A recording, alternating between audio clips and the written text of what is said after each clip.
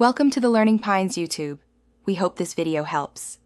You start by making sure your iPhone is unlocked and updated so settings behave predictably.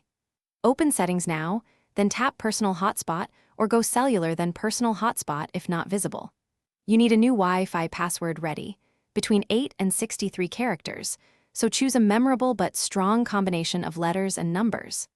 Once done, you'll be positioned at the control screen where the hotspot name and password are displayed. This is where the actual change happens.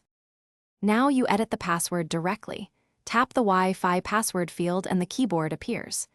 Enter your new password carefully, use at least 8 characters, combine letters and numbers, avoid leading or trailing spaces. Make sure it's different from your device passcode to reduce risk. After typing, tap Done to save. The phone applies the change immediately so any new device trying to join will need this password. Meanwhile, connected devices typically stay connected until they reconnect. Finish by reconnecting your other devices with the new password. Select the hotspot name and enter it. If a device won't connect, make it forget the network, then rejoin or toggle personal hotspot off and on to force reauthentication.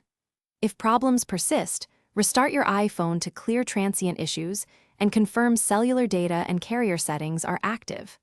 If you still can't share internet, contact your carrier. Some plans restrict hotspot usage, and that will block connections regardless of Thanks for watching. Consider subscribing if we helped you.